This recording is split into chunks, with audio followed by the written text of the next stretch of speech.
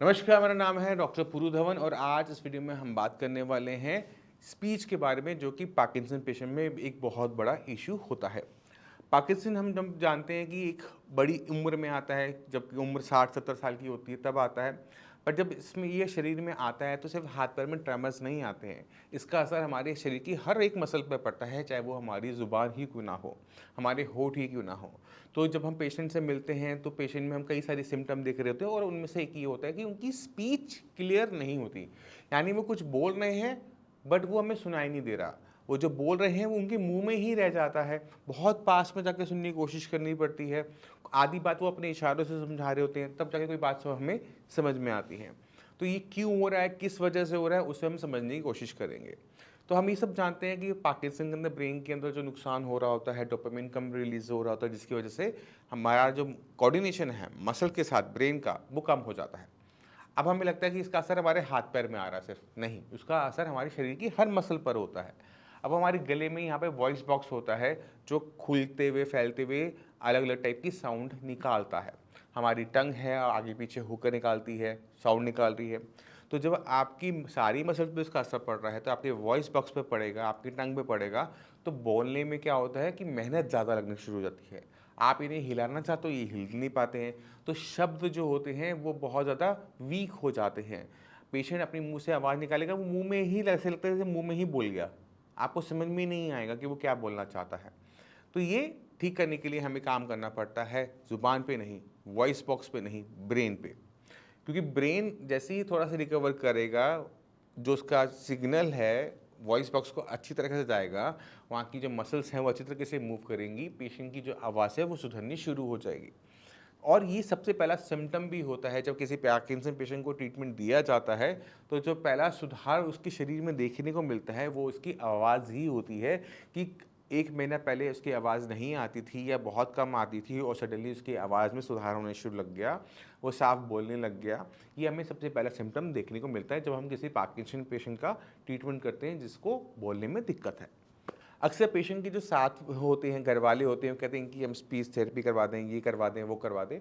तो आपको समझने की ज़रूरत है कि पार्किंसन पेशेंट में स्पीच थेरेपी की बहुत ज़्यादा ज़रूरत नहीं पड़ती। पेशेंट की बॉडी को, पेशेंट की ब्रेन को स्ट्रेंथ देने की ज़रूरत पड़ती है, क्योंकि उम्र की वजह से शरीर वैसे ही ढल रहा है। अगर हमने ढलते हुए शरीर में हमने बहुत ज़्यादा मेहनत, बहुत ज़्यादा कसरत या बहुत ज़्यादा एक्सरसाइज करवा देते हैं और उसकी स्ट्रेंथ नहीं देते, तो पेशेंट की कंडीशन जो है वो डे बाय डे वर्स होती है, सुधरती नहीं है। तो अगर हम पेशेंट को सुधार करना चाहते हैं तो हमें बॉडी और ब्रेन दोनों पे साथ पैरेलली काम करना पड़ता है कि पेशेंट की जो कंडीशन है वो डे बाय डे बेटर हो। अब इसके लिए हमें पेशेंट के खाने पीने से बदलकर, एक्सरसाइज को ऐड अप करवाकर बहुत सारे बदलाव करने पड़ेंगे। पहली चीज़, सुबह शाम की पेशेंट से जितना चला जाए, चलना ज़रूर है। कोई और एक्सरसाइज करने की ज़रूरत नहीं है, कोई फिजियोथेरेपी करवाने की ज़रूरत नहीं है, कोई ऑक्यूपेशन थेरेपी की ज़रूरत नहीं है। आपने कोशिश ये करनी है कि घर से बाहर निकलना है, पार्क जाना है, दोस्तों से मिलना है और सैर कर कर आना है। अब जब आप घर से बाहर जा रहे हो, चाय पी ली, नारियल पी लिया, कोई दिक्कत नहीं है, बट घर से बाहर निकलो, लोगों से मिलो। ठीक है, हो सकता है कि लोग आपको पसंद ना करते हो या आप लोगों को पसंद ना करते, कोई दिक्कत नहीं है। आप जाके देखोगे, नए फूल पत्ते देखोगे, चिड़िया देखोगे, तो आपको अच्छा लगना शुरू होगा। आप मत मिलो किसी से, बट घर से बाहर ज़रूर निकलो सैर करने के लिए। क्योंकि जैसे ही आप घर से बाहर निकलने लगोगे, आपको अच्छा लगने लगेगा, तो आपके ब्रेन में क्या रिलीज हो रहा है? डोपामिन, जो आपको चाहिए था। ठीक है, इसलिए हम आपको कह रहे हैं। दूसरा, खाने के अंदर ना रिस्ट्रिक्शंस मत लगाओ। खाने के अंदर हम अगर रिस्ट्रिक्शंस लगा देते हैं कि ये नहीं खाना, वो नहीं खाना, ऐसे नहीं खाना, वैसे नहीं खाना, तो ब्रेन ने कहता है ठीक है, मैं भी काम नहीं करता। अगर आपको ब्रेन से काम करवाना है तो ब्रेन को वो देना है जो ब्रेन को पसंद है। अब उसे ब्रेन को पसंद है राजमा, छोले, खाओ, मना नहीं है। क्योंकि राजमा छोले की अपनी भी एक न्यूट्रिशन वैल्यू है। वो हो सकता है कि वो कम है, भारी होते हैं, बट इसका मतलब ये नहीं है कि वो टेस्टी नहीं है। अगर वो टेस्टी हैं, वो ब्रेन को अच्छे लग रहे हैं, तो ब्रेन क्या रिलीज कर रहा है? डोपामिन। ठीक है, तो आपको समझने की ज़रूरत है कि आप अपने आप पर इतनी रिस्ट्रिक्शंस मत लगाओ कि आप लाइफ को जीना ही छोड़ दो, कि डिप्रेशन आपकी बॉडी में आना शुरू कर दें। क्योंकि जितने भी पार्किंसन पेशेंट होते हैं उनके अंदर डिप्रेशन कॉमनली देखने को मिलता है। और आप डिप्रेशन को सिर्फ एक जगह से नहीं हरा सकते, उसे आपको हर जगह से हराना पड़ता है। अब आपकी बॉडी कमज़ोर हो रही है, वीक हो रही है, चल नहीं रही है। मैं खाने में से 2 रोटी खाता हूँ, एक सुबह खाता हूँ, एक शाम को खाता हूँ, वो भी दूध के साथ, कोई सब्ज़ी नहीं, कुछ नहीं, कोई टेस्ट नहीं, कुछ नहीं। तो ऐसी बॉडी बहुत स्पीड से डिटोरेट करती है। आपको अपने खाने में रखनी है दालें हैं, सब्जियाँ, चाहे वो गाजर हो, मूली हो, प्याज हो, गोभी हो, फलियाँ हैं, बैंगन है, भिंडी है, जो सब्जी बाज़ार में मिल रही है ले आओ और बना के खाओ। जैसे पसंद है वैसे खाओ, बट खाओ ज़रूर। और कोई भी सब्जी रोज़-रोज़ मत खाओ। हफ्ते में 10 से 12 टाइप की, 20 टाइप की जितनी सब्जियाँ होती हैं सारी लेकर आनी है। तो मैं अपने सारे पेशेंट को पता क्या एडवाइस करता हूँ कि दिल्ली में ना रेहड़ियाँ लगती हैं और रेहड़ी में ना बहुत सारी सब्जियाँ होती हैं। गुड़गाँव में जैसे हम जहाँ पर रहते हैं वहाँ पे ना बड़े-बड़े वो सुपर मार्ट्स हैं, सारी सब्जियाँ साइड में लगी हुई होंगी। आपने जाना है, पहिया-पहिया सारी लेकर आना है। अब पहिए-पहिए सारी उठाओगे तो बहुत सारी सब्जी हो जाएंगी। अब लेकर आओगे, पूरा हफ्ता उसको चलाओगे, सारी सब्जियां आपने खा ली, सारी सब्जियों का फाइबर चला गया, सारी सब्जियों का विटामिन मिनरल चला गया। आपकी बॉडी में किसी भी टाइप की डेफिशिएंसी देखने को नहीं मिलेगी, क्योंकि आप हर टाइप की सब्जी को खा रहे हो। जो पसंद है वो भी खा रहे हो, जो नहीं है पसंद उसको भी अच्छा बना के खा रहे हो। भाई टिंडे हम हर टाइप के खाते हैं। किसी घर के टिंडे हमें पसंद आते हैं मसालेदार, किसी के जो बिल्कुल ब्लंट से बने होते हैं वो हमें अच्छे नहीं लगते। तो आपको देखना है कि आप उसमें क्रिएटिविटी क्या कर सकते हो, कैसे इसको आप टेस्टी बना सकते हो सकता है कि आप इसको मसालेदार भरमा बनाओ, हो सकता है कि आप इसे उबाल के बनाओ। तो आपको वो देखना पड़ेगा कि आपके टेस्ट क्या कहते हैं। आपको अपने मन को मानने की बिल्कुल भी ज़रूरत नहीं, खासकर पार्किंसन पेशेंट में। आपको अपनी बुक खोलनी है, दिन में 3 बार खाना ज़रूर खाना है। अब जैसे हम नॉर्थ इंडिया में प्रैक्टिस करते हैं, तो पेशेंट आके कहता है डॉक्टर साहब बस मेरा मन तो करता है, मैं खाता नहीं। मैं आपका मन करता तो खाते क्यों नहीं हो? कि घर वाले बच्चे हमें देते नहीं, कि ये तो इसमें ये नुकसान है, उसमें वो नुकसान है। मैं कहा रुक जाओ, मैं कहा बताओ क्या नुकसान होगा। अगर आपको बस अपने खाने में से तला हुआ निकालना है, तो आपकी पूड़ियाँ भटूरे मैं मना करूँगा कि मत खाओ। बट जैसे आपका गाजर का पराठा, मूली का पराठा, गोभी का पराठा अगर आप खाते हो, पसंद करते हो तो रोज़ खाओ।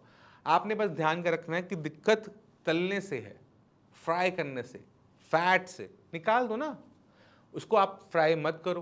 तवे से उतारने के बाद थोड़ा सा उसके ऊपर आपने सफ़ेद घर का जो ताज़ा मक्खन होता है वो रख दिया। अब आप सोचो कि आप जब उसे खा रहे हो, आराम से खाया जाएगा, क्योंकि सब्जियाँ कद्दूकस की हुई हैं, आराम से आपको स्वेलो भी होगा।